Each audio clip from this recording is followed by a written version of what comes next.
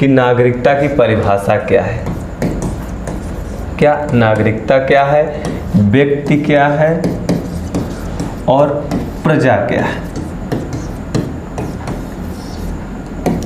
नागरिक, व्यक्ति और प्रजा।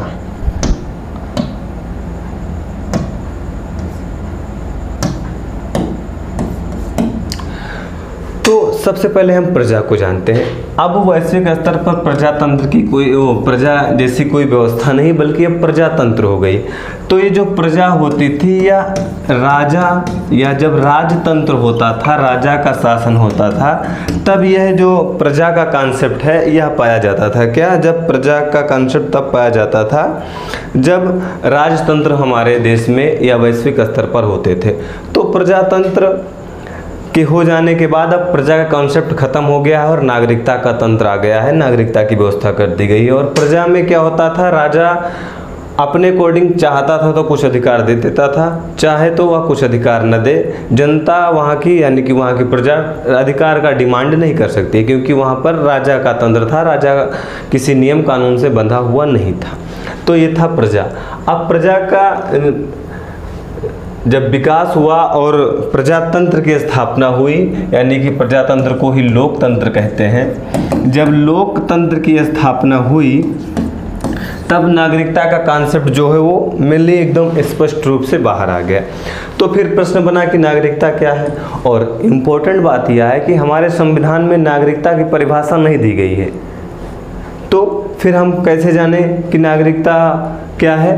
तो मेनली 3 एलिमेंट्स होते हैं जो किसी व्यक्ति में पाए जाते हैं, या व्यक्ति को अपेक्षा होती है या व्यक्ति से अपेक्षा की जाती है।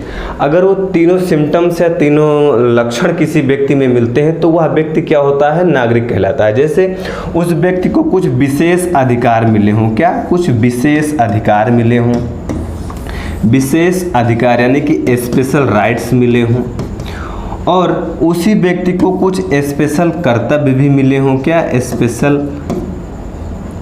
कर्तव्य भी मिले हों, और उस व्यक्ति की निष्ठा होनी चाहिए वह जिस देश में रह रहा है। क्या, उस व्यक्ति की निष्ठा होनी चाहिए वह जिस देश में रह रहा है। क्या निष्ठा। अब इन तीनों चीज़ को समझते हैं तब आपको अपने आप नागरिकता की परिभाषा समझ में आ जाएगी। कुछ विशेष अधिकार मिले होते हैं। जैसे भारत के संदर्भ में देखें तो भारतीय नागरिकों को मूल अधिकार मिले। तो मूल अधिकार जब FR मिला हुआ है तो यह कुछ स्पेशल फील करा रहा है ना कि आपको मूल अधिकार मिला है। अगर आपके मूल अधिकारों का वायलेशन हो जाता है तो आप सुप्रीम कोर्ट जा सकते हैं। तो ये व्यक्ति को कुछ विशेष फील करा रहा है और विशेष अधिकार दे रहा है, और कुछ उसे विशेष कर्तव्य भी मिले। जैसे फंडामेंटल ड्यूटीज़ का प्रोविज़न किया गया है कि आपको देश की एकता अखंडता को अक्षुण्ण बनाए रखना पड़ेगा, देश की जो सामाजिक संस्कृति है इसका प्रिजर्वेशन करना पड़ेगा, जो हमारे राष्ट्रीय स्मारक हैं इनका प्रिजर्वेशन करना पड़ेगा। तो ये क्या है, कर्तव्य है। इसी तरीके से निष्ठा का मतलब क्या है। निष्ठा का मतलब ये है कि आप भारत में रह रहे हैं और भारत पाकिस्तान के मध्य युद्ध हो जाता है या भारत चीन के मध्य युद्ध हो जाता है, तो आप भारत का साथ न देकर आप शत्रु देश का साथ दे रहे हैं, चीन का साथ दे रहे हैं, पाकिस्तान का साथ दे रहे हैं। तो ये क्या हुआ, आपकी जो निष्ठा थी वह नकारात्मक हो गई। तो ये अगर नकारात्मक नहीं सकारात्मक है तो ऐसी स्थितियां किसी को नागरिक बनाती हैं। तो ये हो गया नागरिक। और व्यक्ति क्या होते हैं, अब हम व्यक्ति को भी जान लेते हैं। क्या व्यक्ति, तो एक डायग्राम जैसे मान ले ये व्यक्ति का डायग्राम हो सकता है। क्या, व्यक्ति किसी देश में, और ये किसका हो सकता है, नागरिक। अब किसी भी देश में व्यक्ति कौन हो सकते हैं, व्यक्ति का मतलब होता है विदेशी से, क्योंकि ऐसा थोड़ी है किसी देश में केवल वहाँ के नागरिक ही निवास करते हैं। किसी भी देश में बहुत से विदेशी लोग भी रहते हैं। इन्हीं विदेशी लोगों को हम व्यक्ति के रूप में मानते हैं। और ये व्यक्ति हमारे देश में क्यों रह रहे हैं, तो आप जानते हैं हो सकता है ये व्यक्ति शिक्षा ग्रहण करने आया हो भारतीय विद्यालयों में, हो सकता है या मेडिकल हेल्थ के लिए आया हो यानी कि दवा कराने आया हो सकता है या पर्यटन के लिए आया हो, क्या पर्यटन के लिए आया हो, या हो सकता है या भारतीय दूतावास में रह रहा हो, जैसे जितने विश्व के देश हैं उन सारे देशों के दूतावास भी तो हमारे देश में है, तो हो सकता है या राजदूत हो,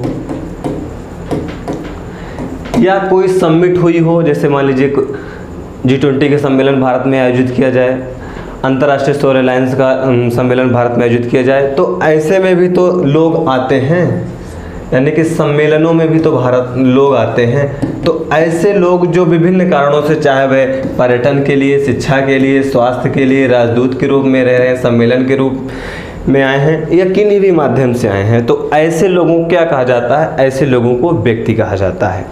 आई थिंक आपको समझ में आया होगा।